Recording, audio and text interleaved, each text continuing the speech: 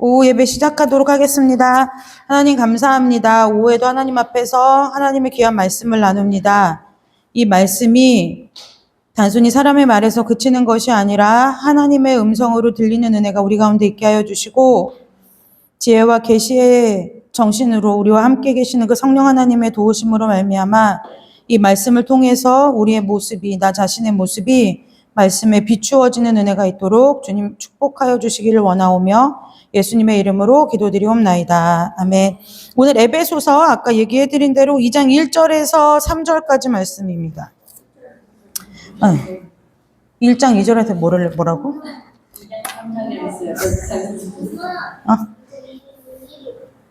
2장 1절에서 3절까지 말씀 우리 함께 읽도록 하겠습니다.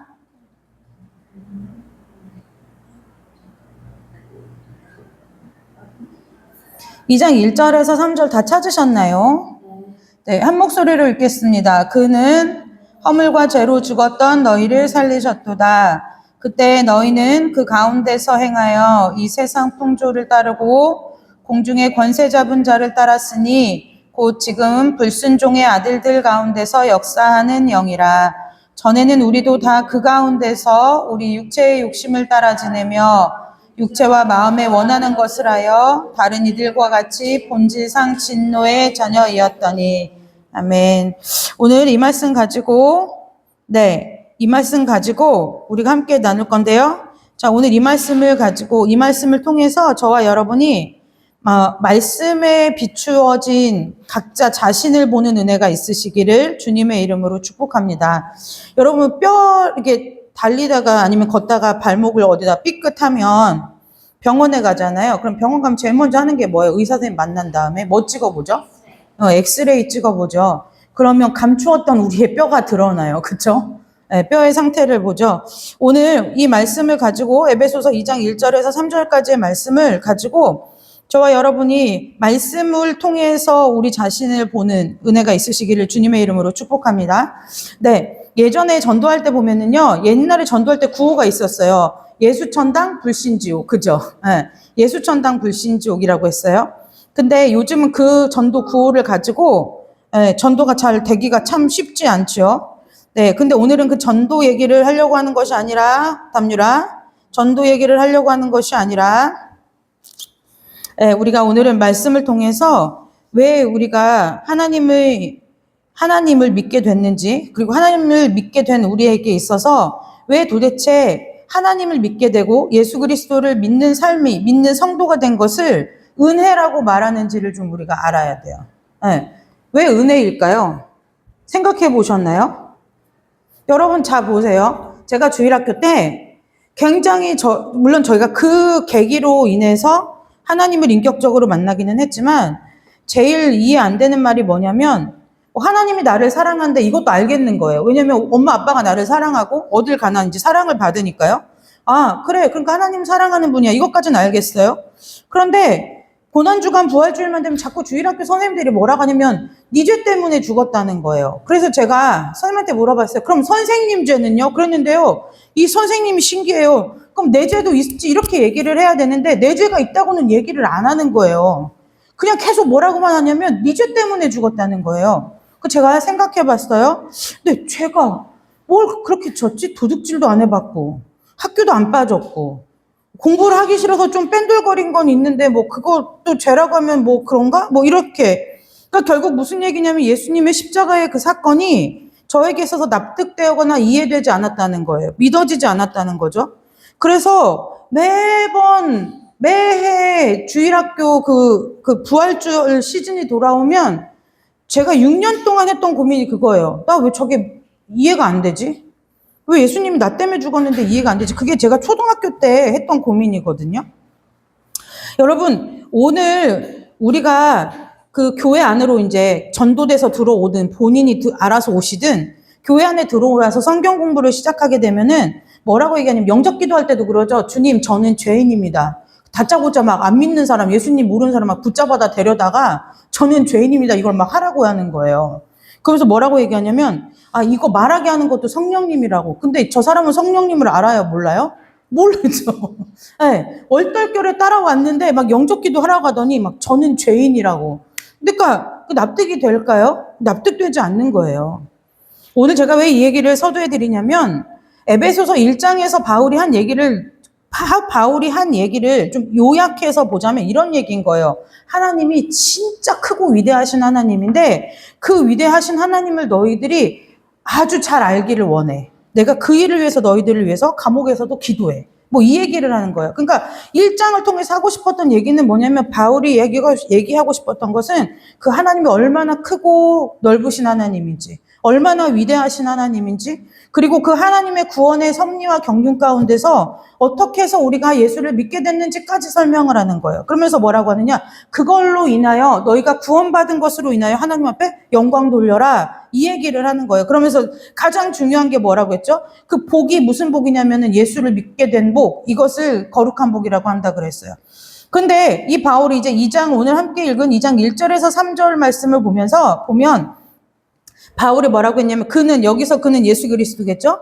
예수 그리스도가 허물과 죄로 죽었던 너희를 살리셨도다 했어요. 원래 본문이 좀 긴데 한 챕터가 10절까지인데 오늘 제가 3절까지밖에 설명을 못할 것 같아서 3절까지만 읽었어요. 그러면서 이제 바울이 뭐라고 하느냐? 여러분 이런 거랑 똑같은 거예요.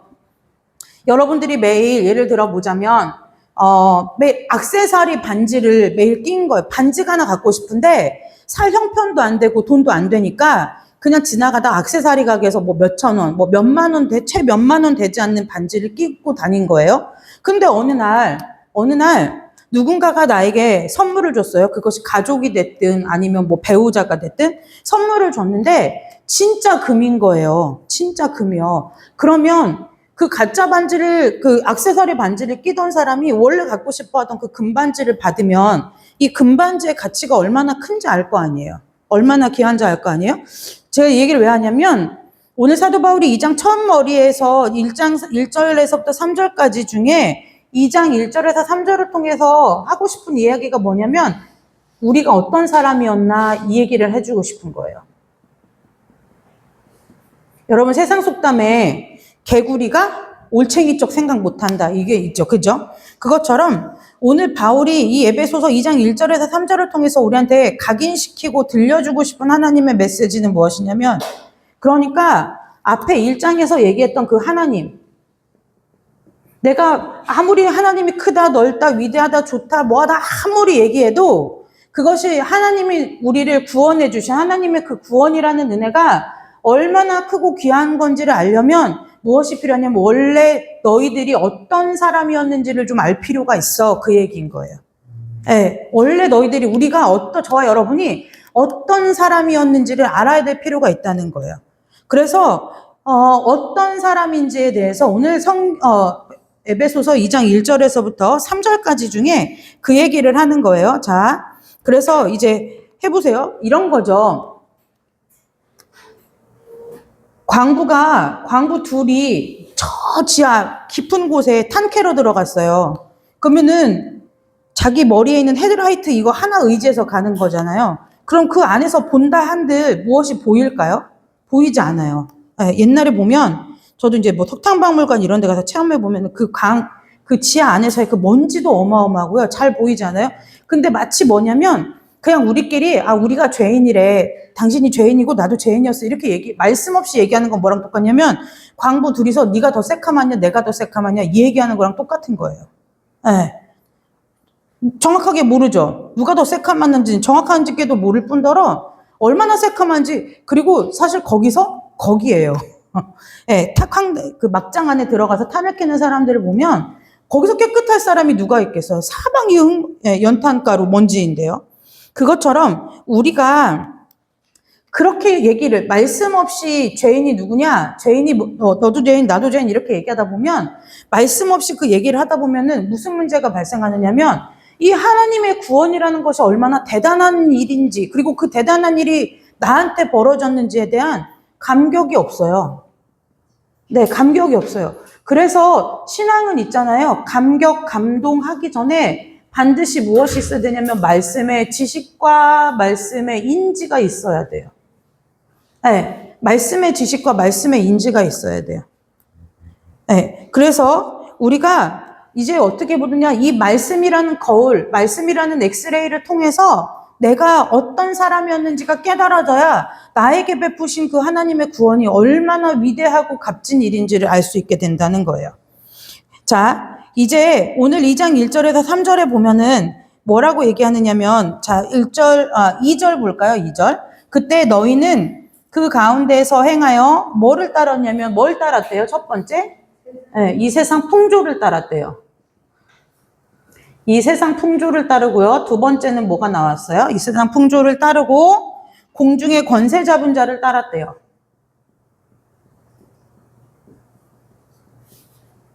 공중의 권세 잡은 자, 다른 말로 바꿔 얘기하면 사탄이라고 얘기할 수 있겠죠.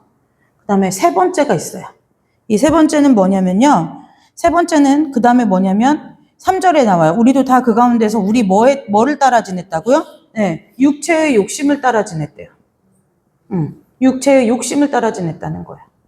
이것이 우리가 엄마 뱃속에서 생겨서 이 땅에 태어나서 살아갈 때 우리의 삶을 지탱하는 이것이 가치관이 이 세 가지였다는 거예요. 저와 여러분이 이런 사람이었다는 거예요. 그러니까 날 때부터 아무리 아니라 말해도 그렇다는 거예요. 여러분, 우리가 외국에 나가면 우리는 중국 사람, 일본 사람 구별할 수 있어요, 없어요? 뭐가 달라도 달라요. 묘하게 달라요. 약간 이거 인종차별적 발언이라 더는 할 수 없지만, 아무튼 중국 사람, 일본 사람, 한국 사람 놓고 보면 어디가 달라요. 그래서 우리가 예를 들어 다른 나라 여행 갔는데 우리 보고 뭐 일본 사람이세요? 중국 사람이세요? 그럼 우리가 어딜 봐서 중국 사람이야? 우리가 어딜 봐서 일본 사람이라 그러죠? 그 얘기가 무엇이냐면 우리가 태어날 때부터 이 세상에 노출되어서 자란다는 거예요. 네, 노출되어서 그죠. 그래서 우리가 이 세 가지의 영역에 사로잡혀서 우리가 살았대요. 그래서 그 결과가 뭐냐면, 3절 하반에 보니까, 마지막 줄에 보니까 다른 이들과 같이 본질상 누구의 자녀였대요? 네, 진노의 자녀였대요. 이게 진노의 자녀였다는 거예요. 그러니까 우리는 태생이 진노의 자녀였고, 요한복음에 보면 마귀, 너희 아비 어디에서 났다고요? 마귀에게서 났으니 이렇게 얘기해요. 그 옛날에 전도하다 보면은 뭐 마귀 자식이라고 해서 설교 듣다가 뛰쳐나가시는 분들도 계셨어요.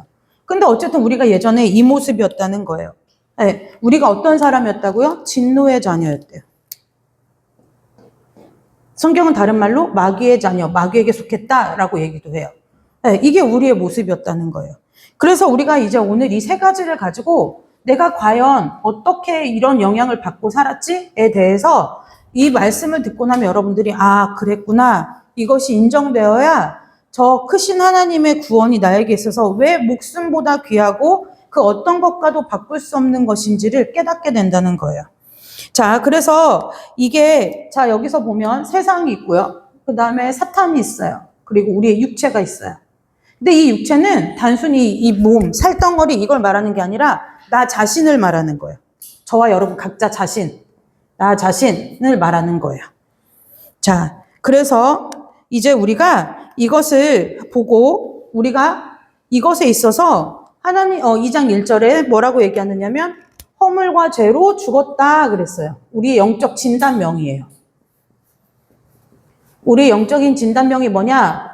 우리의 영적인 사인, 죽게 된 원인이 무엇이냐? 허물과 죄로 우리가 죽었다는 거예요. 우리 영적인 진단명이 허물과 죄로 죽었다는 거예요. 여기서 허물과 죄로 죽었다는 것은 무슨 얘기냐면은 정말 그 육체의 죽음, 천국 간 육체의 죽음이나 아니면은 지옥에 가서 하나님하고 영원히 분리된 이거 얘기하는 게 아니에요. 이거 얘기하는 것이 아니라 이때 허물과 죄로 죽었다는 건 뭐냐면 날 때부터 악하다 그 얘기예요. 날 때부터 죽은 상태다 그 얘기인 거예요. 네, 날 때부터 죽은 상태다. 그럼 이 죽었다는 것은 무엇이냐면 숨을 안 쉰다 이렇게 생각하기 때문에 우리가 이게 헷갈리는 거예요.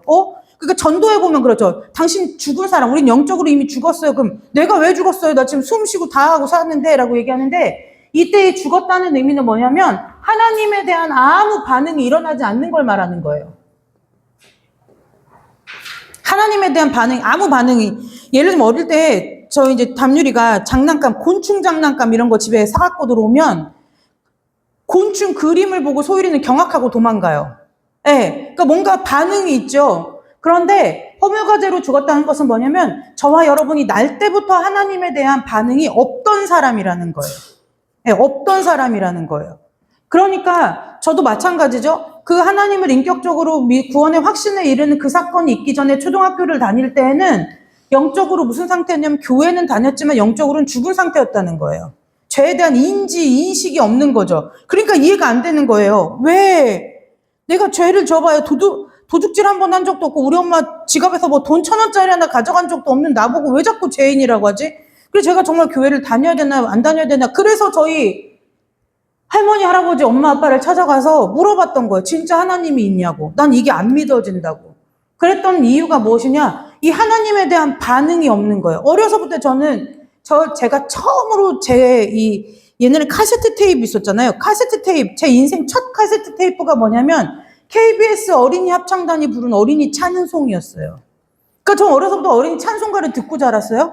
제가 한 4살 때쯤 한글을 다 읽고 쓸 줄 알았어요. 그러니까 저희 아빠가 서울에 갔다 오시면서 엄청 두꺼운 지금도 제가 그 책을 갖고 있어요. 애들한테 이제 물려주려고 갖고 있는데 한쪽은 그림, 한쪽은 글로 된 어린이 성경을 아빠가 사다 주셨어요. 그래서 그것도 읽었어요. 안 읽은 게 아니에요. 읽었어요.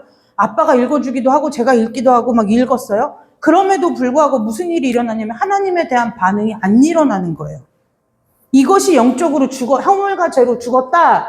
이 진단병의 증상이 뭐냐면 하나님에 대한 반응이 전혀 없다는 거예요. 알긴 알아요. 예수 그리스도 알지, 들었지, 교회도 가봤지 했는데 이 하나님에 대한 반응이 없다는 거예요. 이것이 허물과 죄로 우리가 죽었다는 거예요. 무감각한 거죠. 아무것도 없어요. 결국은 이것이 무슨 뜻이냐? 하나님과의 어떠한 인격적인 관계가 없다는 거예요. 반응이 없으니까요. 여러분, 예를 들어 생각해 보세요. 결혼을 했어요. 근데 남편이, 이제 우리 식구들은 여자가 절대 다수 많으니까 남편이 내가 뭘 해도 반응이 없는 거예요. 살겠냐고요?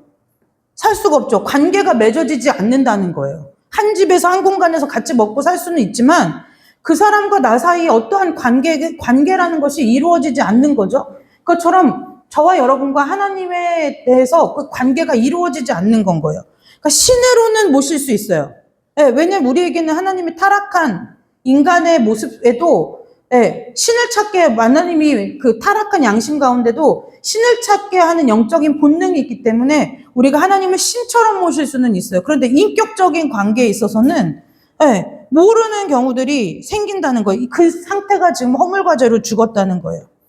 그러니까 지금 이 인격적인 관계를 너무 오랜 시간 동안 한국교회에서 뭐 불 받아야 돼, 성령 충만 받아야 돼, 뭐 은사 받아야 돼, 이런 식으로 이거를 이 말씀을 가르쳐 놔서 이게 성도들이 그것이 되면 나는 하나님과 인격적인 관계가 있다라고 생각하는데 그것이 아니라는 거예요.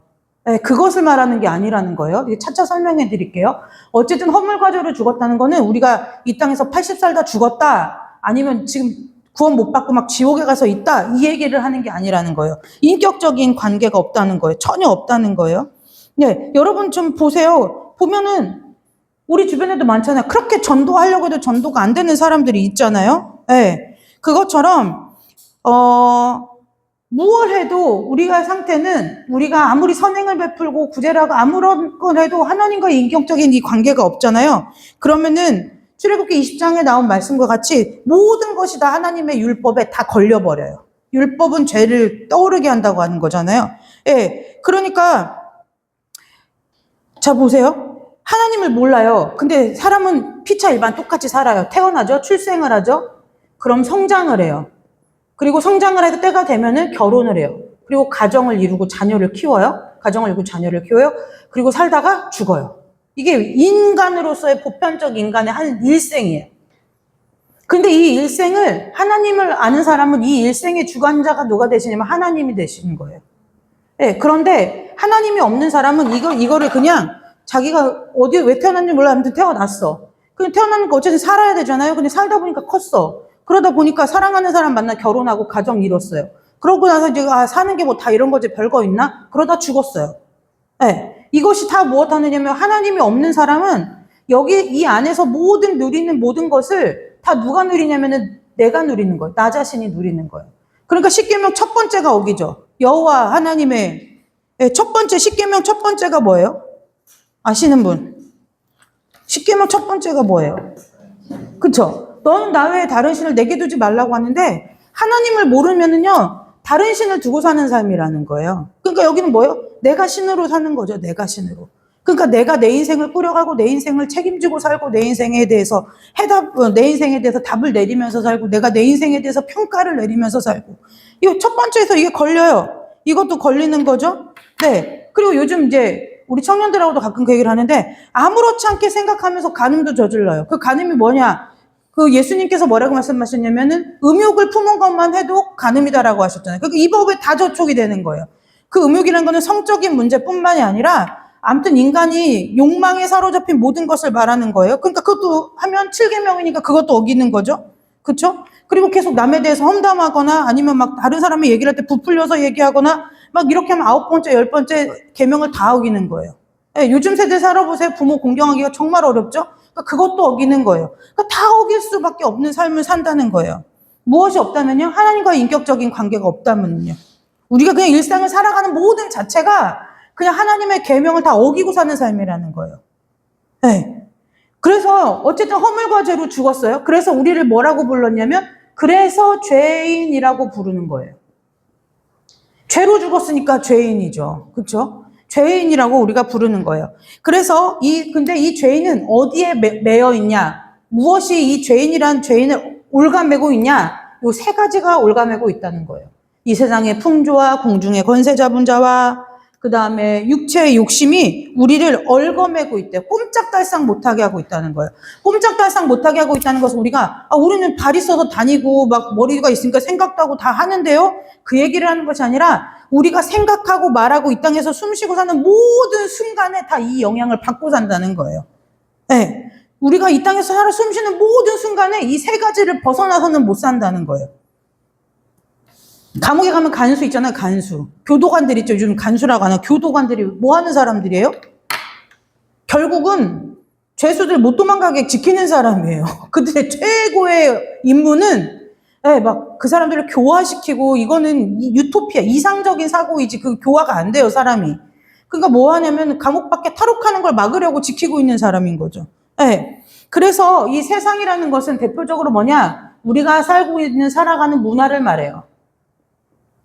문화를 말해요. 네. 그 다음에 이제 이게 사탄은 뭐 사탄이니까 아시겠고, 이 육체라는 것은 뭐냐면, 내 안에 욕망이나, 이 욕망이라고 하는 것은 단적으로 뭐냐면 충동적인 걸 말하는 거예요.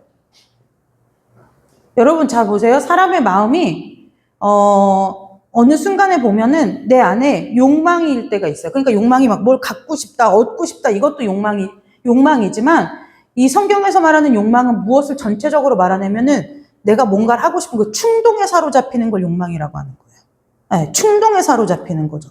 이 충동이 언제 사로잡히냐? 대부분 그 범죄자들 보면 홧김에 뭐 이런 거 있죠. 그 충동에 사로잡히는 거, 이것이 육체의 욕심인 거예요. 사람들은 이 충동에 사로잡히잖아요. 그러면 뭘 하기 시작하냐면 자기 합리화를 하기 시작해요. 근데 이 자기 합리화도 결국은 뭐예요?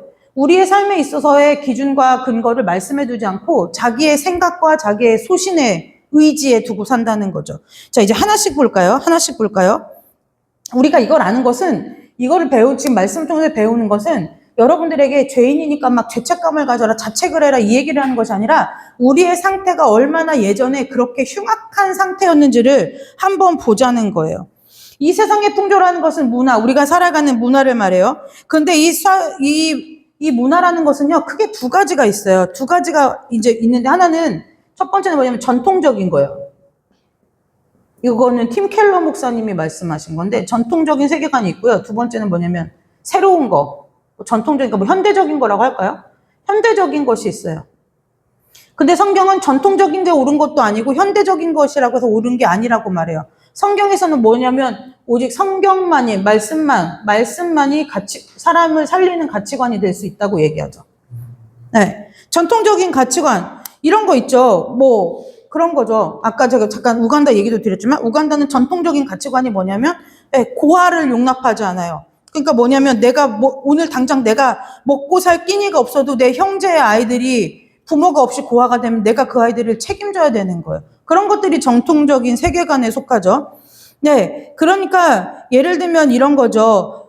우리가 어떠한 노력을 하거나 우리가 어떠한 무엇을 해도 아까 앞서 보았듯이 하나님의 율법 아래에서 우리는 죄 가운데 안 걸릴 것이 하나도 없는 거예요. 근데 이 전통적인 세계관은 뭐냐면 열심히 하면 되지 이 얘기인 거예요. 성실하면 왜 안 돼? 노력하면 왜 안 돼? 의지가 없어서 그런 거야. 이것이 전통적인 세계관이에요. 왜요? 이미 저희 부모님 세대만 해도 열심히 성실하게 노력하고 의지만 있으면 자립이 가능했어요. 여러분 안타깝지만 요즘 청년들은 자립이 불가능해요. 열심을 내고 성실하고 노력하고 의지만 있어도요, 자립이 불가능한 시대예요. 네, 시대가 달라졌어요. 근데 계속 교회 안에서 이 전통적인 사고방식을 가지고 새로운 세대, 이 아이들 세대를 바라보고 이거 가지고 뭐라고 하면은 이거는 성경이 말하는 것이 아니라는 거예요. 그러면 두 번째는 그것에 반대로 현대적으로, 그래서 이 대표적으로 이제 젊은 사람들이 교회 어르신들 보면은 뭐라고 얘기하냐면은 왜 이렇게 막 다 뭉쳐서 하려 그래? 내 시간도 중요하고 여기에서 시작해서 나아가서 뭐냐면 요즘 현대적 사고는 뭐냐면 이것이 무서운 거예요. 이것이 무서운데 이게 뭐냐면 현대적인 사고의 가장 핵심은 뭐냐면 자율성이에요. 자율성이에요. 이 자율성 말은 굉장히 좋은 것 같죠? 근데 자율성이 뭐냐면 신앙에 있어서도 자율성이라는 거예요. 그래서 뭐예요? 내가 어떤 신앙을 선택할 건지도 자율적으로 결정하는 거예요. 네. 그 말씀을 들었을 때 그 말씀을 진리로 받아들이고 이 말씀에 옳지 않아, 위배돼. 그럼 내 삶에서 버릴 것은 버리고 취할 것은 취해야 하는데 자율성을 가지고 하기 때문에 이 판단 기준이 뭐가 되냐면 내가 괜찮아야 되는 거예요. 내가 들을 만하고 내가 뭐 납득이 되고 내가 이해가 되고 이러면 받아들이고 그렇지 않으면 아유 어떻게 저러고 살아? 하나님 믿는데 저렇게 살려면 그냥 나 천국 가서 살든가 어디 산속 들어가서 살아야지. 그러고 어떻게 살아? 라고 말하는 게 현대적인 사고방식이라는 거예요. 그래서 개인의 자율성. 그래서 뭐예요? 예배를 어떻게 드릴 건지, 예배를 어떻게 드릴 건지는 사람이 결정하는 것이 아니라 하나님이 결정하실 일이에요. 네. 그런데 이 개인의 자율성을 내세워가지고 계속 뭐예요? 이 나르시시즘이라는 거 아세요? 나르시시즘이라는 거 우리 권사님들 잘 헷갈리시는데 옛날에 그 얘기는 너무 기니까 아무튼 나르시시즘이 뭐냐면요. 내가 나를 너무 사랑해요. 내가 나를 너무 사랑해. 그러니까 그게 뭐냐면 내가 나를 섬기고 사는 거예요. 네, 내가 나를 섬기고 사는 거예요. 그래서 신앙도 있잖아요. 내가 나를 섬겨요. 그래서 요즘 찬양 잘 들어보세요. 타령이에요, 타령. 하나님에 대한 찬송은 뭐냐? 이사야서의 말씀을 보면 하나님께서 우리를 지으신 것이 하나님을 찬송하게 한다는 거예요. 그런데 이게 내용은 뭐 전체적으로 큰 틀에서 보면은 어디 흠잡을 데는 없어요. 왜냐면 결국 주님을 얘기는 하거든요. 근데 그 내면에 깊은 녹아있는 걸 보면은 다 내가 하고 싶은 소리를 하는 거예요. 주여 우린 연약합니다. 뭐 이런 소리 하는 거예요. 네. 그래서 예배의 곡을 예배는 예전 형식에 따라 그러니까 이전 거 말하는 게 아니라 예배의 전통, 예전을 따라서 공예배에서는 찬송만 부르는 데는 이유가 있어요. 특히 주일 예배는요. 왜냐하면 모든 예배의 영광의 대상은 하나님 한 분뿐이시기 때문에 공교회가 함께 모여서 결정한 찬송가로 하나님을 예배하는 거예요. 근데 찬송가의 가사 이렇게 보세요. 그러면 다 하나님을 위해 두고 내가 거기를 향하여 가는 것이지 하나님이 내려와서 나랑 친구 먹자 이 얘기가 아니라는 거예요. 근데 요즘 찬양은 대부분 하나님이 내려와서 나랑 친구 먹재요. 그러면서 뭐라냐면 친구 먹는 그 하나님이 성령 하나님이고 좋은 하나님이라고 얘기하는 거예요. 요즘 뭐 거무나 아름답다 뭐 이런 찬양 있더라고요. 근데 그 거무나 아름답다가 아까 목사님이 얘기한 그 아가서의 그 말씀이 녹아져 있는 찬양인지만 봐도 단적으로 알죠. 네, 그거는 찬양이라고 부르지 않고 그래서 CCM이라고 불러요. 네, 그래서 정통 예전을 고수하는 교회에서는 CCM을 예배 가운데 공식적으로 부르지 않아요. 왜요? 그건 자기 타령이에요. 자기 고백이라는 거예요. 일반 대중가요에서 할 법한 곡조에 가사만 기독교적인 메시지를 담고 있는 거예요. 그러니까 한때 그 예라모십에 혼자 걷지 않을 거예요. 이걸 예배 시간에 불러도 되냐 안 불러도 되냐 많이 있었잖아요. 예배 시간에 부르면 안 되는 거예요. 정리해 드릴게요. 들으실 수는 있어요. 여러분들이 힘든데 정말 어디 의지하나 할 건데 없고 하는데 여러분들이 그 찬송을 불렀어요. 그러고 나니까 내게는 하나님이 계시지라고 생각하면 굉장히 은혜스러운 거예요. 근데 거기에 이제 뭐냐면 그 차이가 뭐냐면 찬송은 부르면 부를수록 그래 내가 하나님 생각하고 일어나야지, 내가 하나님한테 가야지, 내가 하나님 따라가야지, 내가 여기서 이러면 안 되지, 자리를 털고 일어나야지. 찬송은 부르면 부를수록 그래 내가 잘못한 거야, 내 생각이 짧았어, 빨리 아버지 집으로 돌아가야지, 이 생각이 드는데 CCM이나 일반 보편적인 찬양을 들으면 뭐 하냐면 사람은 가만히 있어도 괜찮아요. 하나님이 먼저 다가오시고 하나님이 먼저 사랑하시고 하나님이 나를 인도하시고, 그러니까 나는 뭐 하겠다는 거예요? 가만히 앉아서 그냥 있겠다는 거예요. 그래서 무슨 얘기냐, 예전에 우리 권사님들 신앙 보면은 그렇게 하고 있지 않아요. 무슨 일이 있어도 죽이 돼도 밥이 돼도 어쨌든 왜 성전을 가는 거예요? 성전만 하나님이 계신가요? 집에 화장실에는 안 계시나요? 근데 왜 가요? 하나님 보러요. 하나님 찾으려. 뭔 일만 있으면 엎어지는 거예요. 예, 그걸 보고 자녀 세대들은 그죠. 뭐 일만 있어 하나님이 다 해줘? 예, 하나님이 다 해주세요. 하나님이 다 해주시는 거예요. 하나님이 다 해주시는 거예요. 그래서 여러분 이 세상 풍조, 찬양 이 얘기하다가 갔는데 이 현대적인 것도 전통적인 것도 성경이 말하는 우리가 어떤 사람인지를 깨닫게 해주기는커녕 뭐 하게 한다고요? 우리를 여전히 종교 생활은 할 수 있으나 우리를 여전히 진노의 자녀이고 죄인의 상태에 머물게 하는 역할을 한다는 거예요. 여러분 부모의 역할을 생각해 보자고요. 그러면 예전에 이제 이런 일이 있었어요. 막 소율이가 자랄 때 저희 목사님이 소율이가 이쁘니까 쟤 안 자랐으면 좋겠대요. 그럼 제가 엄청 화를 냈어요. 뭔 소리 하냐고. 진짜 그렇게 되고 싶냐고. 제가 엄청 화를 냈어요. 왜요? 아이들은 자라야 되는 거예요. 성장을 하고 성숙을 해야죠. 그리고 아이들을 가르치고 훈육할 때 부모의 마음이 좋을까요? 에라 너 그렇게 잘났다, 너 그렇게 당할 줄 알았다, 이게 부모 마음일까요? 그렇지 않아요. 쓰리고 아프지만 그 아이가 한 인간의 인격으로 성숙하게 성장하려고 하면 반드시 무엇이 필요하냐면 훈육이 필요한 거예요. 네, 훈육을 할 때 그 부모 마음이 좋지 않죠. 그러나 그럼에도 불구하고 반드시 인격으로 자라기 위해서는 훈육이 필요하다는 거예요. 화를 내고 그 얘기를 하는 것이 아니라 성장하도록 돕고 가르쳐야 된다는 거예요. 그렇지 않으면 우리가 여전히 뭐 하게 된다는 거예요? 그냥 교회 다니고 종교 생활은 하지만 진노의 자녀의 자리에서 우리의 신분이 변화되는 것을 바꿀 수가 없다는 거예요. 바뀌지 않는다는 거예요. 이 진노의 자녀인 사람은 하나님에 대해서 반응이 없는데 어떻게 하나님이 나를 구원해줬다는 그 복음의 메시지를 듣고 내 마음 가운데 감사와 감격이 일어나고 회심이 일어나겠냐는 거예요. 저는 회개라는 말보다 회심이라는 말을 더 좋아하는데요. 그 회심이 뭐냐? 마음이 돌아선다는 거예요. 마음이 세상으로 향하던 마음이 하나님께로 돌아선다는 거예요. 그러니까 단순히 지금 우리나라는 이 회개의 가치가 땅에 떨어져 있어요. 그러니까 그냥 단순히 잘못한 거에 대해서 잘못했어요. 이것이 아니에요. 뭐냐? 그 일에 내가 회개한다는 것은요. 내가 그 일에 있어서 돌이켰어요. 그러면 피 흘리기까지 싸워서 내가 그 자리에 앉지 않으려고 하나님 앞에 몸부림치고 살겠다는 마음의 결단이라는 거예요.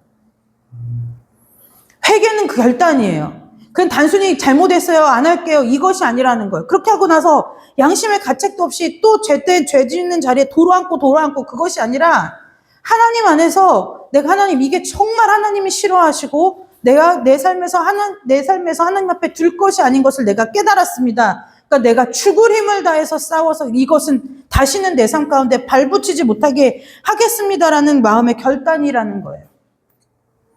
그래서 여러분 전통적인 것과 현대적인 것, 이 모든 것이 다 하나님으로부터 온 것이 아니에요. 여러분 이 전통적인 가치관에서 사는 사람이나 현대적인 문화 속에서 사는 사람이나 다 어떻게 사느냐면 이 영적인 허기짐을 해결하지 못하고 살아요. 영적인 허기짐을 해결하지 못해요. 왜 그럴까요? 아까 목사님 오전에 설교한 대로 영적인 그 허기짐은 영적인 그 블랙홀 같은 그 영적인 빈 공간은 하나님 밖에는 채울 사람이 없어요. 이 세상에 존재하는 모든 인간 가운데 어느 누가 하나님과 같아서 한 사람의 내면을 채울 수 있냐는 거예요. 그러니까 요즘은 내가 나 자신을 예배하죠. 그러니까 뭐요? 나 스스로를 위로하고 나 스스로를 나를 위해 나를 찾아 떠나는 여행, 뭐 나를 위한 힐링 뭐 이런 거 하잖아요.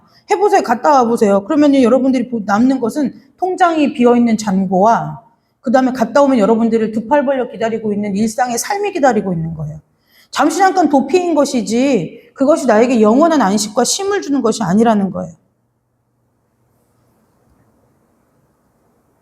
하나님이 우리가 왜 하느냐면 이 세상 풍조를 벗을 수 있는 유일한 대안이 뭐냐면 말씀밖에 없어요. 이 말씀밖에 없다는 거예요. 그래서 하나님 안에서 우리가 하나님을 믿기로 작정하고 우리가 끊임없이 말씀을 읽고 배우고 하는 이유는 무엇이냐? 말씀을 통해서 하나님 자신을 우리 가운데 드러내고 나타내고 계시하시기 전까지는 우리는 절대로 이 세상 풍조를 벗어날 수가 없어요. 못 벗어나요. 벗어날 수가 없어요. 왜요? 우리가 이미 그 문화 안에서 교육을 받아요. 그리고 이미 그 문화를 누리고 사는 거예요. 네, 그 문화를 누리고 사는 거예요.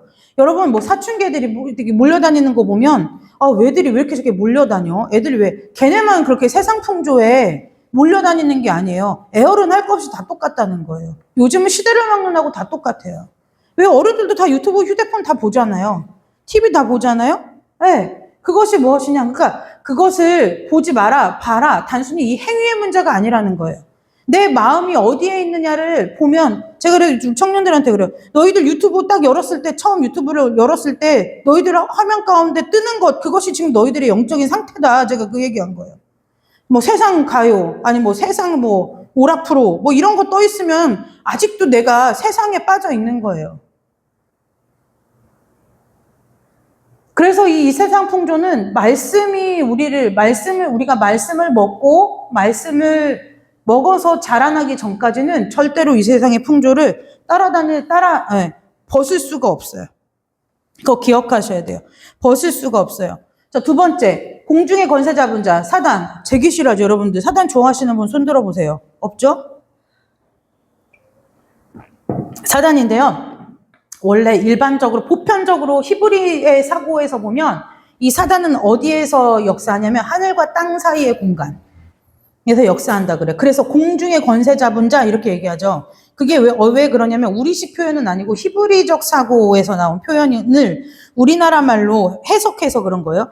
그래서 뭐라고 하냐면 공중을 어디라고 얘기하냐면 하늘과 땅 사이의 공간을 이 히브리인들의 사고는 영적인 사고를 해요. 그러니까 우리가 이렇게 가시적으로 눈에 보이는 요거 말고 영적인 공간이 있다고 보는 거예요. 하늘과 땅 사이에 있는 거예요. 그런데 여기서 보면 오늘 에베소서에서 보는 이 사탄은 우리 가운데 역사한대요. 우리 가운데. 그래서 에베소서 2장 지금 2절을 보면 뭐라고 얘기하냐면 세상 풍조를 따르고 공중의 권세 잡은 자를 따랐으니 그 공중의 권세 잡은 자를 따랐다는 것이 무엇이냐? 곧 불순종의 아들들 가운데서 역사하는 영이다 그랬어요. 네, 불순종하는 아들들의 가운데서 역사하는 영이다. 자, 그래서 뭐라고 하느냐? 믿는, 구별된, 구원받은 우리 말고 믿지 않는 사람들 안에 있어서 활발하게 역사해서 뭐 하는 거예요? 이 사람들이 하는 것은 뭐냐면 단순 사단의 공격은요, 딱 한 가지밖에 없어요. 무엇이냐? 여러 가지 말했지만 에베소서에서 말하는 사단의 역할은 뭐냐면 이 말씀에 대해서 의문을 품게 해요. 진짜 그런가? 이렇게 되는 거예요. 진짜 그런가? 설마 그럴까? 이렇게 되는 거예요. 이 말씀을 듣는데 그거는 저 사람한테나 일어나는 일이겠지. 그게 오늘 나한테 일어나겠어? 이 얘기를 하는 거예요. 간증을 들어도 무슨 특별한 얘기를 어떠한 하나님 만난 체험의 이야기를 신앙의 얘기를 들어도 그건 저 사람이니까 하는 거지. 저게 나에게도 해당되겠어? 라는 이 역할을 하는 것이 뭐냐면 공중의 권세 잡은 자가 하는 역할이라는 거예요. 그래서 뭐예요? 말씀이 비현실적으로 나한테 와닿게 만드는 거예요. 네, 이거 굉장히 무서운 거예요. 말씀이 비현실적으로 와닿게 하면은 어떻게 되냐면 말씀이 믿어지지 않기 때문에 나와 하나님 사이의 관계가 형성이 안 될 뿐더러 하나님이 내 삶에 개입하셔서 일할 수 있는 여지는 충분히 현저하게 줄어드는 거예요.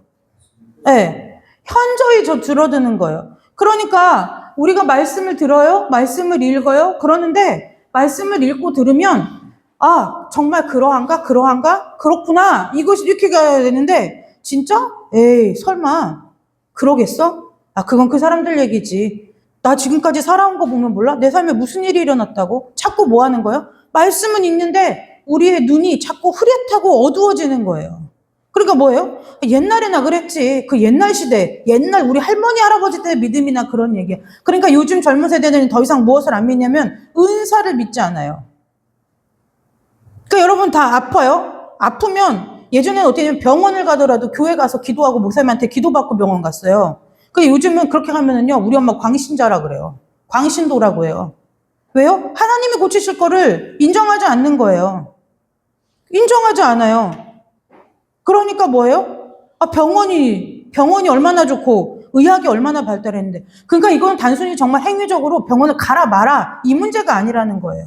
우리의 삶의 중심을 어디다 두고 사느냐는 거죠. 주님이 의사를 통해서 분명히 고치세요. 좋은 약을 통해서도 고치시고요. 하나님이 인간의 지혜와 지식을 하나님께서 허락하셔서 얼마나 많은 의학과 약학이나 이런 것들이 유전학, 생명공학 이런 것들이 얼마나 눈부시게 비약적으로 발전하는데요. 이제 암도 정복이 가능한 시대가 다가오고 있다고 하잖아요. 그런데요, 여러분 그렇다고 해서 하나님 정한 이치대로 사람이 안 죽나요? 그렇지 않나요? 똑같은 암에 걸린 사람이 똑같이 항암치료 받았다고 해서 다 사나요? 그렇지 않아요. 그렇지 않다는 거예요. 그러니까 무엇 하느냐? 공중의 권세 잡은 자는요, 딱 하나의 우리를 세상으로 끌고 가지 않아요. 왜요? 끌고 갈 수가 없어요. 하나님이 이미 인쳐서 이쪽으로 옮겨놓은 사람이라 세상으로 우리를 끌고 가지는 못해요. 이건 나중에 이제 세 번째 설명해 드릴 거예요. 우리를 끌고 가지는 못해요. 그러니까 할 수 있는 책략이 뭐냐? 이 말씀이 진짜 그런가? 이걸 우리한테 심어주는 거예요. 2000년 전이니까 그랬지. 오늘 내 삶에서 하나님이 이렇게 일하실 수 있다고? 이걸 나보고 믿으라고? 너라면 믿겠어? 이걸 하는 것이 사단이라는 거예요. 너무 비과학적인 거 아니야? 너무 비합리적인 거 아니야? 그래서 믿지 않는 사람들 만나서 얘기하잖아. 그럼 야, 그런 하나님은 너나 믿어, 너나. 이렇게 얘기하죠. 왜요? 안 믿어지거든요. 안 믿어져요. 믿어지지 않으니까 그 얘기를 하는 거예요.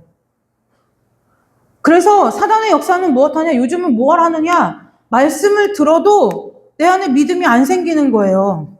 남 얘기 듣듯이 듣는 거죠. 그리고 뭐예요? 이제 우리 같은 연조 정도 되면은 말씀을 들으면 여러분 흔히 하는 얘기로 그거죠. 주보회 교회 몇 년 차면은 주보회 본문만 봐도 오늘 설교 내용이 대략 이런 거다라고 나온다고 하잖아요. 그런데 그것이 비단 사단이 역사하는데요. 이 사단이 역사하는데 이 사단이 나에게도 역사하고 사역자에게는 어떻게 역사하느냐? 설교를 베껴요. 베끼는 거예요.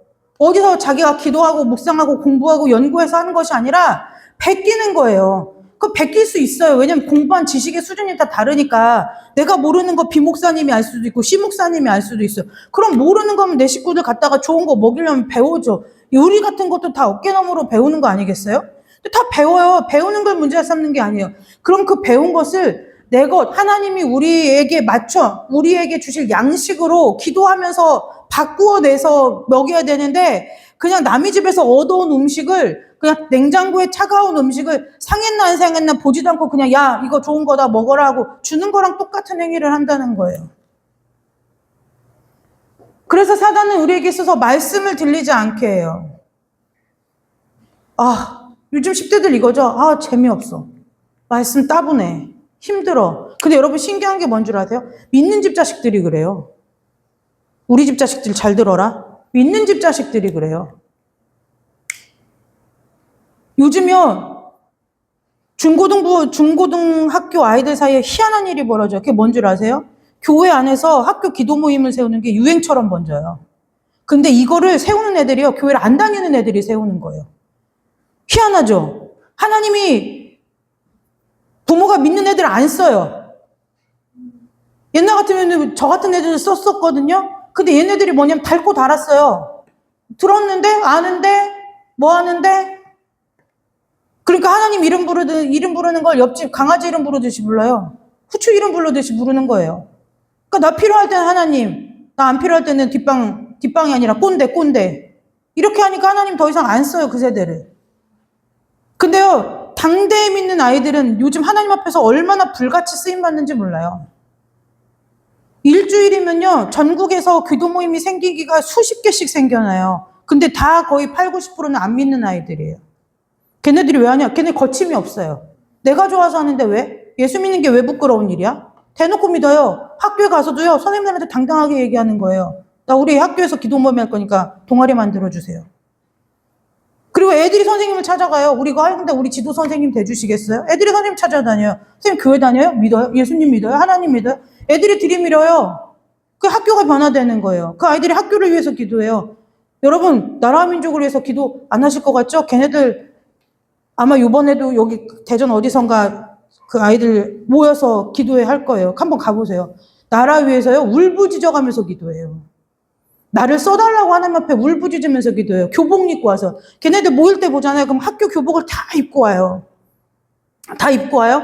입고 와서요, 걔네들이 돌아가면서 기도하는 거예요. 나라와 민족을 위해서 기도해요. 대통령 위정자들을 위해서 기도해요. 자기들이 앞으로 직업을 가지고 살아갈 삶의 영역들을 놓고 기도한다고요. 그것이 요즘 중고등부 아이들 사이에서 일어나는 일인데 그 아이들의 대부분이 믿지 않는 아이들이에요.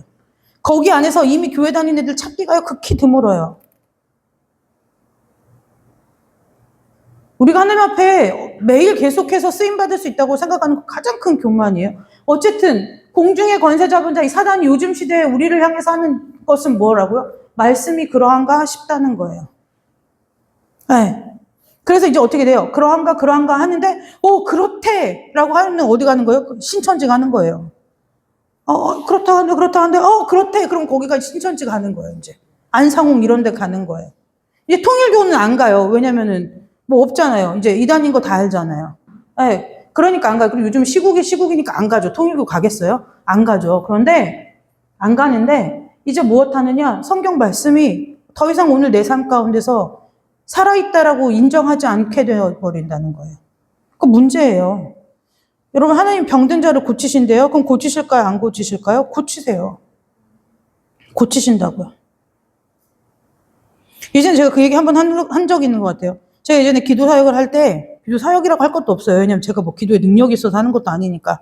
근데 두 분이 기억나요? 근데 한 분은 권사님이신데 허리 디스크가 심했어요. 그 한 분은 집사님이신데, 부부 집사님이, 노부부, 집사님이신데 어르신인데 서울대학병원에 갔는데도 파킨슨병이라 고치지를 못한대요. 근데 그 노인 양반들이 택시를 타고 그때 또 한 20년 전에 왕복 대절하면은 한 번 오는데 5만 원인 거예요. 저 있는 데까지 오는데 5만 원이 드는 거예요. 그러면 뭐 하냐? 거기서 타고 1시간을 타고 저 있는 데 와요. 그럼 기도를 제가 열심히 해드린다고 해도 1시간을 채 못해요. 왜냐면 다른 분들이 계시니까. 그러면은 그 기도 받으려고 와서 기다리고 기도 받고 또 1시간을 타고 가시는 거예요. 그 나중에는 제가 어떻게 하다가 들었어요. 그 얘기를. 그래서 오시지 말라 그랬어요. 제가 가겠다고. 오시지 마세요. 차비 들여 오지 마세요. 어떻게 오시니에요? 그래서 아니라고. 가는 게 편타고. 그래서 가서 예배 드려주고 기도해주고 그렇게 온 적이 있어요. 근데 여러분, 제가 무슨 얘기 드리냐면 그분이요, 나섰대요. 그래서 저는 그분 나은 걸 못 봤어요. 나중에 전해 들은 이야기예요. 네, 병원에 갔더니 없어졌다는 거예요. 파킨슨병이 나았다는 거예요. 누가 하신 일일까요? 제가 한 일일까요? 아이고, 천만에요. 하나님이 하시는 거예요. 그때 그 부인 되시는 집사님이 그러셨어요. 평생 농사 짓고 뼈 빠지게 자식 6인가 7을 길러가지고 자식들은 다 잘 됐다는 거예요. 그러니까 자식들이 그 아버지 불쌍하니까 돈을 가진 걸 다 팔아서라도 아버지를 좀 살리고 싶다고 서울대병원도 가보고 어디 세브란스도 가보고 다 가봤는데 파킨슨병은 아직까지 의학계에서 불치이기 때문에 못 고칩니다. 그랬다는 거예요. 그래서 자꾸 심해지는 거예요. 근데 그분이 같은 교회 다니는 어떤 집사님의 전도를 받고 이제 소개받아서 이제 저희한테 오게 된 거예요. 네, 근데 뭐 제가 막 가서 뭐 예수의 이름으로 이런 거 안 했어요. 왜 안쓰럽잖아요. 안타깝잖아요. 그 삶이 참 안 됐잖아요. 그러니 나이가 새파랗게 어린 육신의 나이로 보면 손녀뻘 되는 여자 전도사한테 무언 은혜가 있겠다고 그걸 받으러 오겠느냐는 거예요. 이분이 진짜 하나님 앞에 간절하구나. 제가 그 간절함을 그때 봤어요. 그래서 기도해드렸어요. 근데 하나님은 고치셨더라고요. 근데 그거 고치신다고 해서 그분이 나중에 육신의 죽음을 맞이하지 않느냐? 그건 아니라는 거예요. 그런데 여러분, 하나님이 이 시대에도 하나님 병자를 고치세요. 이 시대에도 하나님이 귀신 들린 자 자유케 하신다고요. 저 귀신 많이 내어 쫓아봤거든요. 그러니까 소율이가 우스갯소리를 그래요. 엄마는 사람을 울리거나 귀신을 내쫓거나 둘 중 하나가 전공이라 그래요. 그러는데 여러분, 귀신이요 있을까요? 없을까요? 막 구미호 막 이런 게 귀신이 아니에요. 귀신, 악의 영, 이 사단이 있어요. 사단의 메인 사람들이 있다고요. 그러면 우리한테 분명히 하나님께서 자녀되는 권세를 주셨으면 우리가 서 있는 땅에서는 사단이 발을 붙이지 못하고 떠나가야 되는 게 맞는 거예요. 근데 여러분이 서 있는 자리에서 그 일들이 일어나냐는 거예요. 그 일이 일어나야 맞는 거 아니에요. 내 안에 하나님이 살아계시면 내가 밟는 자리에서 그 일들이 일어나야 되는 거잖아요. 예전에 어떤 자매님이 전에 부교육자 사역할 때 그랬어요. 전도사님 처음 볼 때 너무 무서웠다는 거예요. 옆에도 못 오겠다는 거였어요. 내가 뭘 했는데요? 심지어 제가 맡은 부서도 아니었어요. 몰라요. 왜 이렇게 무서운지 모르겠어요. 막, 나중에는 귀신 드러나니까 막 하더니 막 이상한 짓을 했어요. 어쨌든 그게 제 능력이겠냐고요. 근데요, 저 한 가지 분명히 믿는 건 있죠. 여러분들의 하나님은 지금 돌아가셨는지 혼수 상태이신지 사셨는지 모르겠고 제 하나님은 살아계세요. 제 하나님은 살아계셔요. 한 번도 제 안에서 죽어 계신 적이 없었어요. 죽어 계신 적이 없었어요. 여러분, 사단에게 속지 마세요. 성경의 말씀은 오늘 저와 여러분의 삶에도 얼마든지 일어날 수 있는 일이에요. 그렇다고 하면 그 일이 내 삶 가운데 무엇 때문에 일어나지 않는 거지라고 나 자신을 돌이켜봐야 되는 거예요. 우리는 늘 무엇하기에 익숙하냐면 남의 탓하기에 익숙해요.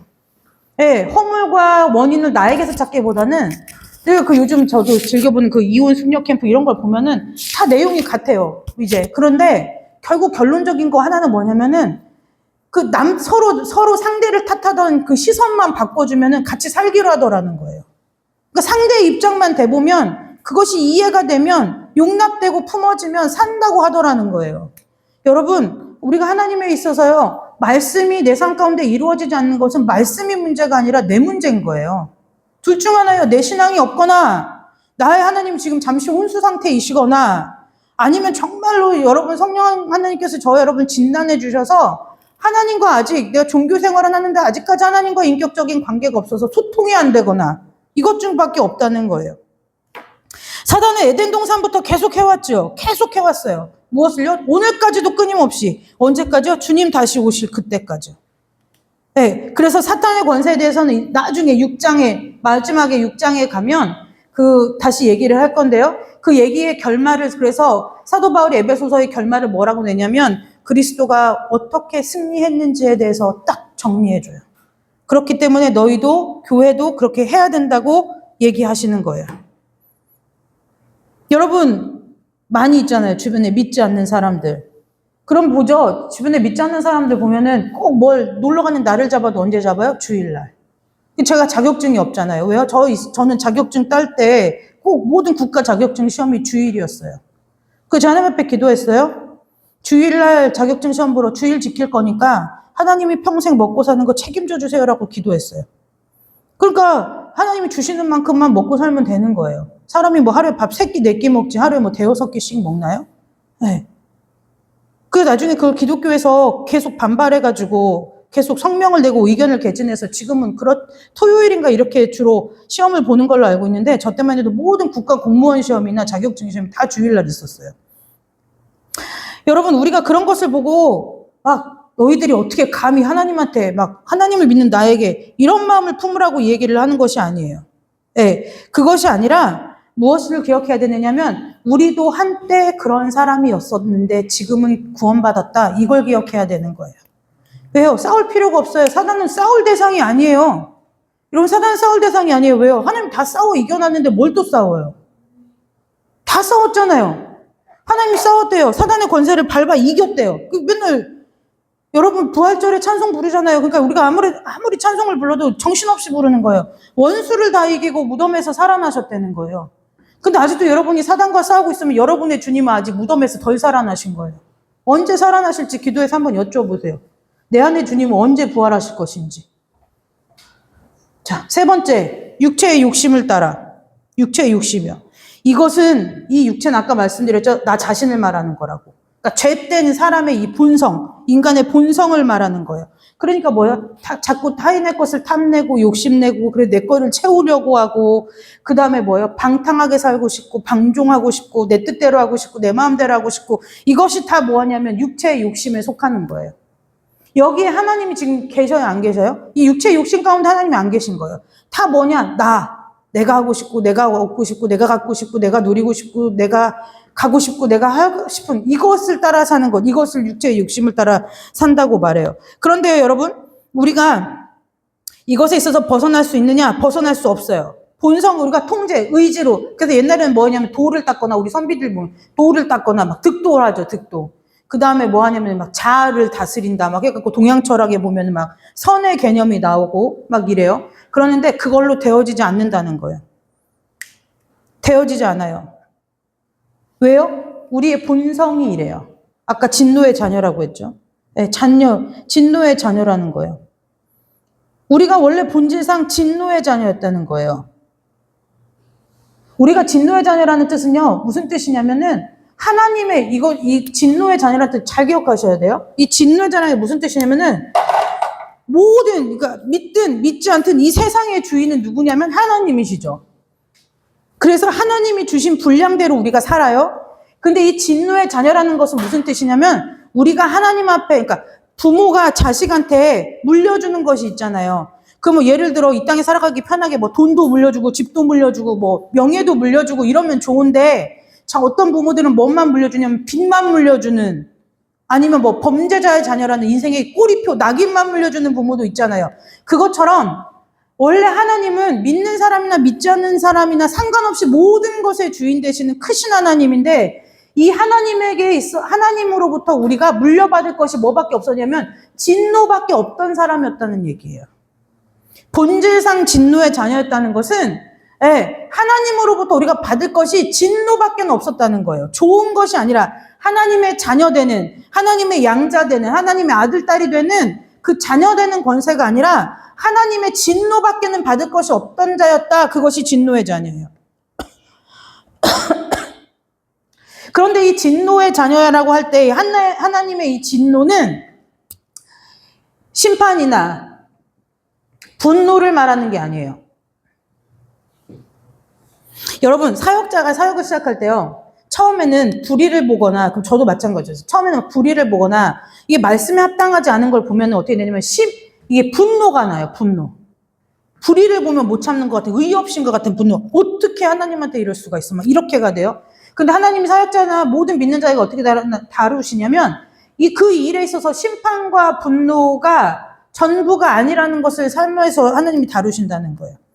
네, 그래서 무엇 하느냐? 하나님 예레미야서에 뭐라고 했냐면 너희를 향한 나의 생각이 뭐예요? 재앙이 아니라 뭐라고요? 평안이라 그러죠. 재앙이 아니라 평안이래요. 그래서 그 구약 성경 후반부에 보면 소선지서나 대선지서들에 보면은 다 하나님 분명히 무엇을 말씀하시느냐면 하나님이 심판한다. 죄에 대해서 물으시겠다. 그 다음에 죄에 대해서 징벌하시겠다. 그리고 그 뒤에 반드시 무엇이 따라오느냐면 재앙이 아니라 평안, 너희를 반드시 회복하겠다. 새롭게 하겠다라는 하나님의 약속이 담겨 있죠. 그래서 우리가 하나님 앞에 징계받는 그것으로 인해서 우리가 낙심하고 절망하지 말아야 될 이유는 그것이 끝이 아니라 평안이라는 것이 우리의 끝이기 때문에 그래요. 네. 여러분, 자식이 잘못했어요? 혼냈어요. 아주 따끔하게 혼냈어요. 그렇다고 자식이 계속 혼내고 있나요? 안 쳐다보고 있나요? 그렇지 않아요. 그렇지 않죠? 그것처럼 하나님에게 있어서 하나님의 진노라는 것은 하나님 냉정하게 심판해. 분노. 제가 신명기서 얘기해드렸죠. 신명기서 축복과 저주에 대해서 나올 때 저주는 몇 대까지라고 했어요? 3, 4대까지. 그죠? 왜 3, 4대라고 했냐면 그러니까 어떤 목사님들이 이렇게 설교해요. 3대가 간다. 3, 4대면 할아버지, 나, 손자, 그 다음에 증손자까지 3, 4대다. 그러니까 하나님한테 절대로 하나님을 노엽게 하면 안 된다. 그거는 귀신론에 가까운 거예요. 그거 진짜 귀신론에 가까운. 그거는 정말 진짜 성경 연구를 안 하고 신학교 때 배운 걸로 평생을 읊어먹는 설교예요. 공부를 안 하는 거예요. 여러분, 의학과 신학은요, 계속 공부해야 되는 거예요. 왜냐, 고대 문헌이 발견될수록 성경의 해석이 달라지는 거거든요. 그러니까 공부 안 하면 엉뚱한 소리, 헤매는 소리 하는 거예요. 그때 3, 4대는 무슨 얘기냐면 농경사회였단 말이에요.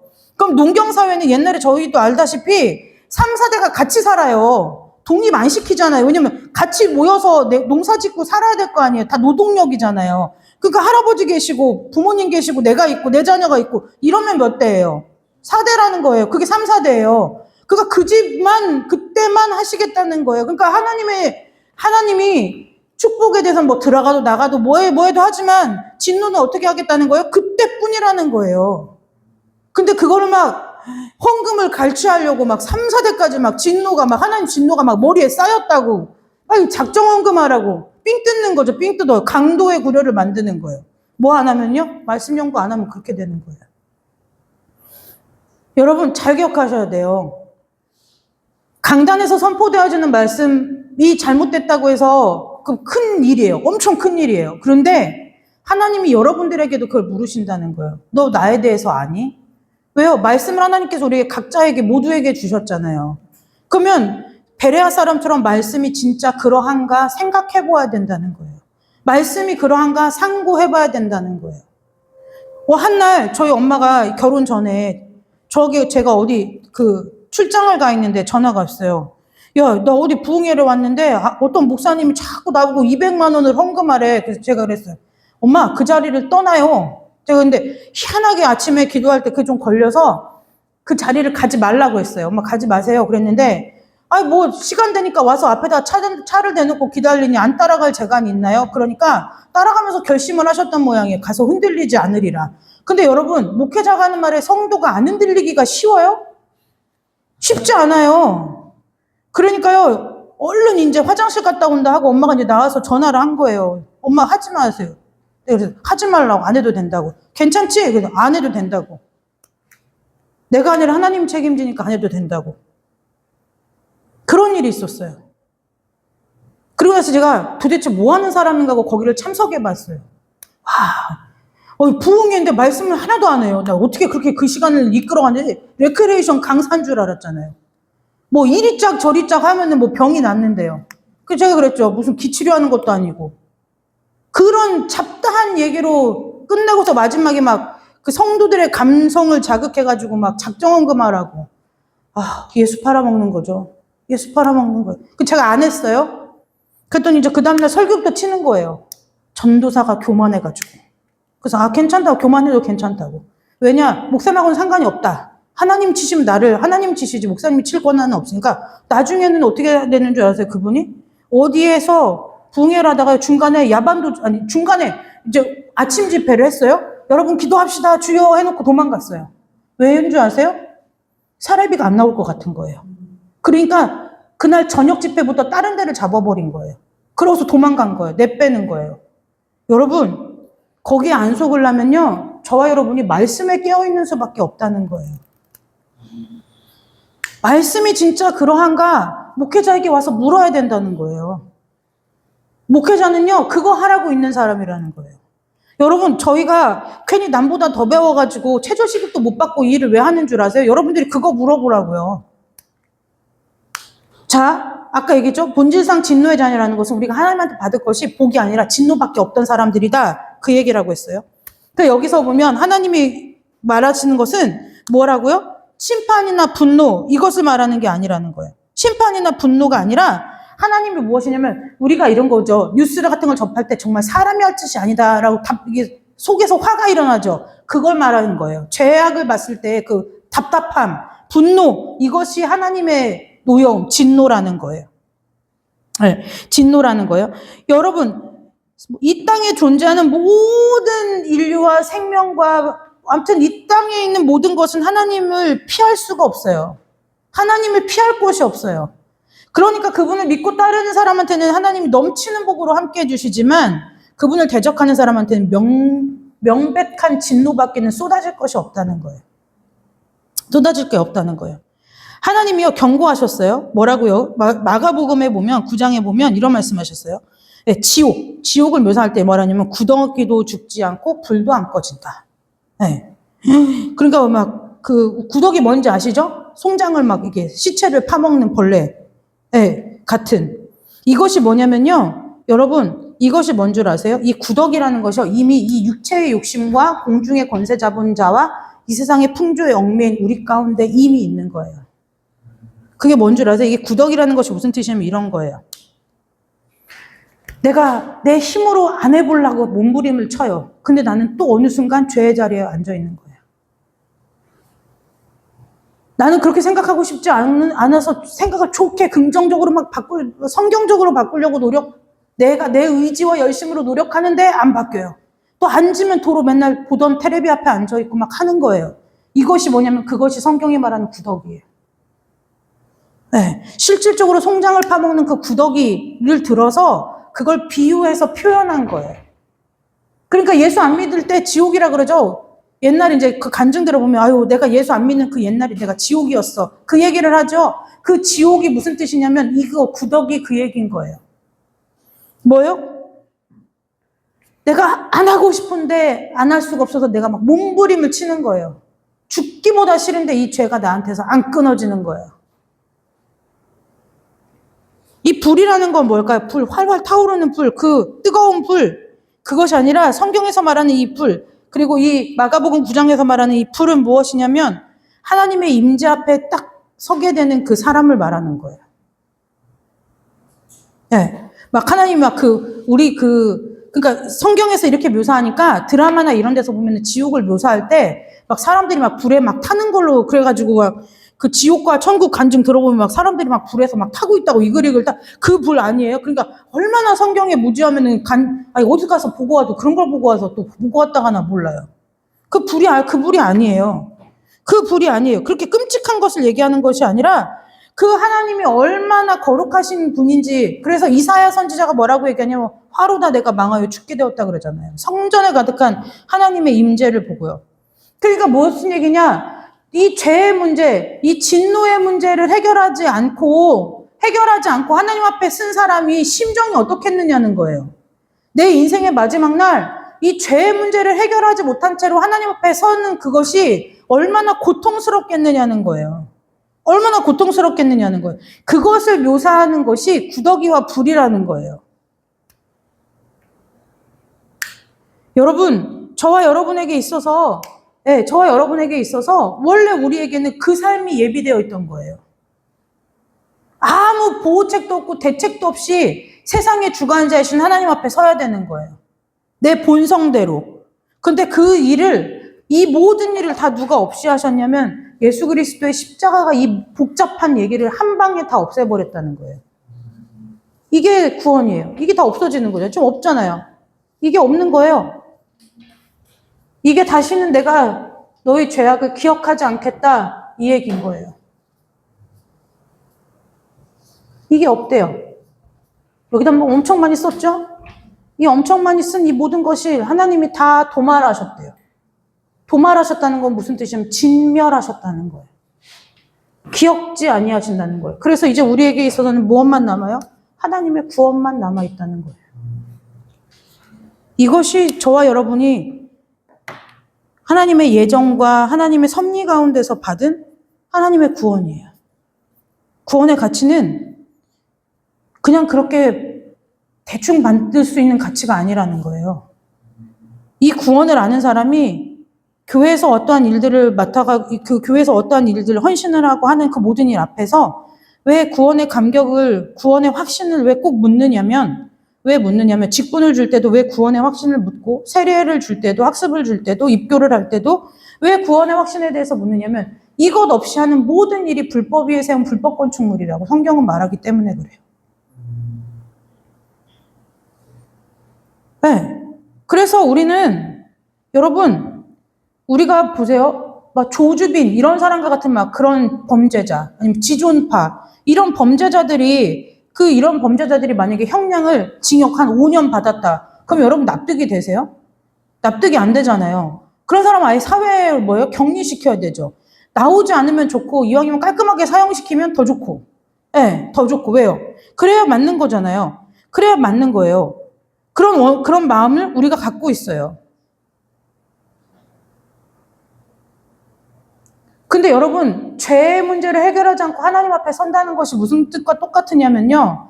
우리의 모든 죄, 하나님에 대한 적개심, 이걸 가지고 하나님 앞에 그날 까발려줘야 되는 거예요. 예를 들면 이런 거예요. 한우전도사가 막 옆에서 죄에 대해서 뒷말을 이제 하고 다닌 거예요. 그런데 갑자기 이제 뒷말을 막 열심히 하고 있는데 제가 가서 등 뒤에 가서 툭 쳤어요. 한우전도사. 그럼 이제 전도사 어떻게 하겠어요? 이제 기겁을 하겠죠. 그리고 나면 이제 제가 집에 가면은 이제 전화 올 거예요. 카톡이 오든지 사모님 하면서 이제 카톡이 올 거예요. 그럼 저는 아무것도 모르니까 왜 그러냐고 받으면 이제 뭐 할 거밖에 안 남았어요? 이실직고 할 일밖에 안 남은 거예요. 이실직고 할 일밖에 안 남은 거예요. 그럼 제가 분명히 뭐라 할까요? 저는 인품이 좋은 사람이 아니어서 그러니 그럴 수도 있다. 저는 안 할 거거든요. 왜 그랬니? 뭐 때문에 그랬니? 이제 따져서 혼내야죠. 가르칠 거 가르치고 해야죠. 그렇다고 해서 한나전도사를 안 볼까요? 그렇진 않아요. 왜요? 가르칠 것뿐인 거죠. 실수하는 건 당연한 거고 어쩔 수 없는 일이고, 그리고 실수가 아니다, 고의다라고 할지라도 이미 벌어진 일을 어떻게 하겠어요? 그 벌어진 일을 주워 담을 수 있나요? 아니요. 그 일에 있어서 선택은 무엇이냐? 용서할 것이냐 아니면 용서하지 않을 것이냐, 그것만 남는 거예요. 근데 그것이 하나님 앞에서, 우리가 하나님 안에서 용서를 내가 할 수 있느냐 할 수 없는 문제냐의 종류가 구분이 가능하냐는 거예요. 크신 하나님 앞에서. 내가 지금 이것을 다 탕감받았는데 그 앞에서 한 사람이 나한테 한 작은 일을 가지고 내가 용서 못하겠다, 도저히 이해가 안 된다, 어떻게 저럴 수가 있느냐, 내가 너한테 해준 게 얼만데 내가 널 어떻게 봤는데 할 수 있느냐는 거예요. 그거 없어요. 이걸 다 탕감받았는데 어떻게 점 하나 찍은 그 일을 갖고 안 보고 살겠다고 뭐 하겠다고 하겠느냐는 거예요. 근데 우리가 그러고 살고 있다는 거예요. 우리가 하나님 자꾸 우리의 삶의 자리를, 복의 자리로, 하나님의 자녀의 자리로 우리를 옮겨두셨는데 여전히 우리가 어떤 사람으로 살고 있냐면 진노의 자녀의 모습으로 살고 있지 않느냐는 거예요. 여러분, 이제 오늘 말씀을 마칠 거예요. 마치는데요. 오늘 정리하는데요. 오늘 이 말씀 에베소서 2장 1절에서 3절의 말씀을 가지고 저와 여러분이 말씀에 기반하여 우리가 어떤 사람이었는지를 깊이 깨닫는 은혜가 있으시기를 주님의 이름으로 축복합니다. 이것이 알아져야, 이것이 믿어지고 깨달아져야 그 하나님이 예수님을 보내셔서 십자가에 달려서 돌아가시고 몸짓 주신 그 일이 얼마만큼 나에게 그 무엇과도 바꿀 수 없는 가치로서 작용하는지, 그리고 왜 그것 때문에 그렇게 수많은 믿음의 선배들이 자기의 좋은 자리와 좋은 것들을 포기하고 주님을 따라서 살게 됐는지, 그것을 깨닫고 알 수 있다는 거예요. 그러면요, 그렇게 살지 말라고 해도 살 수밖에 없는 거예요. 제가 예전에 우스갯소리가 아니라 정말 저 그때는 진지했어요. 20대 때. 얼마나 하나님이 구원해 주신 게 감사하냐면 제가 하나님 앞에 진짜 그렇게 얘기도 했어요. 하나님, 구원받은 은혜가 너무 커서 앞으로 이후의 삶 동안에 하나님 나에게 은혜를 내려주시지 않는다고 해도 이 구원받은 하나만으로도 평생 감사하고 살 수 있을 것 같다고 제가 그랬어요. 하나님 앞에 그렇게 기도한 적이 있어요. 하나님 그렇다고 은혜를 안 주실까? 그러니까 그 말을 듣고, 그래, 너 한번 내 은혜 없이 살아봐라 하실 하나님도 아니지만 구원의 감격이 그렇더라는 거예요. 그 구원 앞에서 상처가 될까요? 그렇지 않다는 거예요. 문제가 될까요? 그렇지 않아요. 내가 꼭 모든 일에 있어서 옳고 그름을 따져야 될까요? 그렇지 않다는 거예요. 꼭 내가 삶에 있어서 억울한 문제 앞에 너는 나를 가해한 사람이고 나는 너에 대해서 피해자야 라고 얘기할 수 있을까요? 그렇지 않다는 거예요. 여러분, 구원의 은혜가 말씀으로 잘 정리되셔서 구원의 확신에 서는 은혜가 있으시기를 주님의 이름으로 축복합니다. 네, 이것을 하기 위해서 우리가 기도해야 된다는 거예요. 사람마다 모습이 다 다르죠? 똑같은 상황을 보고 판단하는 것도 다르고요. 느끼는 것도 다르고 생각하는 것도 다르고 다 달라요. 다 달라요. 그런데 다 다를 수 있어요. 그런데 여러분, 다 다를 수 있는데요. 우리가 취해야 할 태도는 다 똑같아요. 하나님 앞에 죄인이라는 거예요. 이런 본질상 진노의 자녀였던 저와 여러분을 하나님이 건지셨다는 사실을 기억하시고 이 말씀을 묵상하셔서 여러분들의 구원이 효력이 있는 구원 되시기를 주님의 이름으로 축복합니다. 네, 구원의 효력을 가지고 사는 사람이 있고요. 구원의 효력이 없는 사람이 있어요. 네, 그 구원의 효력이라는 것은 무엇이냐면요. 내 구원이 다른 사람에게도 흘러갈 수 있는 구원이 되는 게 구원의 효력이에요. 오늘 내 삶 가운데 반드시 보여요. 무엇이요? 저 사람에게는 하나님이 함께해. 저 사람과는 하나님이 함께하셔. 저 사람이 하는 일에는 하나님이 동행하셔. 요셉이 그랬죠. 하나님이 요셉과 함께 하시니 요셉의 삶이 형통하였더라. 형통이라는 것이 만사오케이, 이것이 형통이 아닌 거예요. 만사오케이가 형통이 아니라는 거예요. 여러분, 저와 여러분의 삶에 있어서 때로는 내가 생각할 때 걸리는 것이 있을 것 같고, 내가 생각할 때 돌아가는 걸 수도 있을 것 같고, 내가 생각할 때 허비되는 시간일 수 있지만 여러분들이 하나님의 구원 앞에 계신다고 하면 그 일을 하나님이 얼마든지 새롭게 하실 능력이 있다는 사실을 믿으시기를 주님의 이름으로 축복합니다. 네. 그래서 우리의 삶의 주인이 왜 반드시 하나님이 되셔야만 하는지, 왜 우리의 구원이 아무것도 지금 받은 게 우리가 한 것이 없어요. 이 일에 있어서. 네. 이 일에 있어서 한 것이 없어요. 그럼 이후에 성화의 삶은 무엇이냐? 성화의 삶은 무엇이냐면 받은 구원의 은혜에 감격해서 나오는 반응이 성화인 거예요. 하나님 나를 이렇게 여기서 나를 건져주셨다고? 그럼 내가 이렇게 살면 안 되지. 그 결단이 성화가 되는 거라는 거예요. 그래서 여러분, 교양 있고 막 이것을 성경에서 말하는 것이 아니에요. 구원에 대한 똑같아요. 보이는 이후의 삶은 똑같아요. 기독교적인 용어를 쓸 것이고 기독교 문화에 익숙할 것이고 뭐 성경을 볼 거고 말씀을 들을 거고 모든 예배에 참석하고 막 여러 가지 전도와 구제와 선교와 헌신들을 할 거예요. 그건 똑같은데요. 거기에서 그것이 하나님 나중에 불로 심판하실 때 남아있느냐 남아있지 않느냐는 구원의 감격과 은혜 앞에 했느냐 아니면 내가 나로서 했느냐 이것이 관건이라는 것을 기억하셔야 돼요. 여러분이 살아가는 삶의 모든 순간이 하나님 앞에서 불심판 앞에 남아있는 것이 풍성한 삶이 되시기를 주님의 이름으로 축복합니다. 기도하겠습니다. 하나님 아버지 감사합니다. 우리의 삶이, 우리의 인생이 하나님 앞에 서는 그날 발가벗겨지고 부끄러움 당하고 수치당하고 외면당하는 삶이 아니라 하나님 앞에 잘하였다 칭찬받는 삶이 되기를 원합니다. 아버지 우리가 본질상 진노의 자녀였고 주님으로부터 얻고 받을 것이 진노밖에 없었던 우리 중에 하나님께서 택하시고 건지시고 부르셔서 하나님의 자녀로 자리를 옮겨주시고 우리의 신분을 바꾸어 주시고 우리의 모든 죄악을 도말하여 주시고 진멸하여 주셔서 아버지의 자녀로 살게 하신 그 자녀됨의 권세를 가지고 이 세상을 한 주간 동안 살아갈 때에 우리 귀한 성도들을 세우신 자리에서 승리의 소식이 있게 하여 주옵소서. 우리 성도들이 손으로 하는 모든 일 가운데 하나님의 동행하심이 나타나게 하여 주시옵고 아버지 우리 귀한 성도들의 말과 우리 귀한 성도들의 행동을 통해서 살아계신 예수 그리스도가 증거되는 일에 귀하게 쓰임받는 하나님 나라의 병사들로 군사들로 세워주시기를 간절히 원하오며 거룩하고 존귀하신 예수 그리스도의 이름으로 감사하며 축복하며 기도드리옵나이다.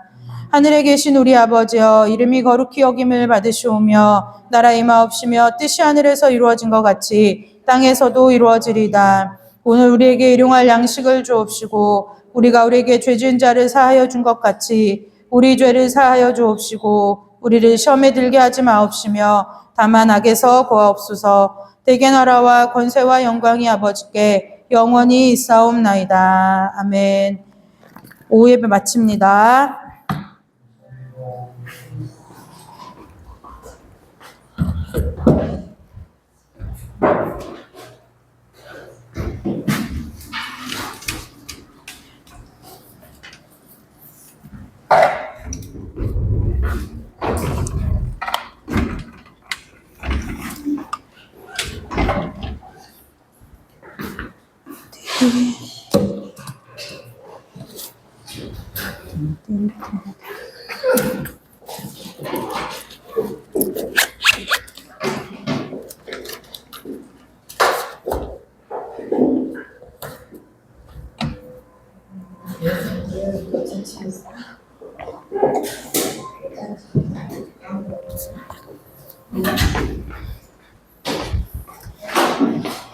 뭐 먹었어?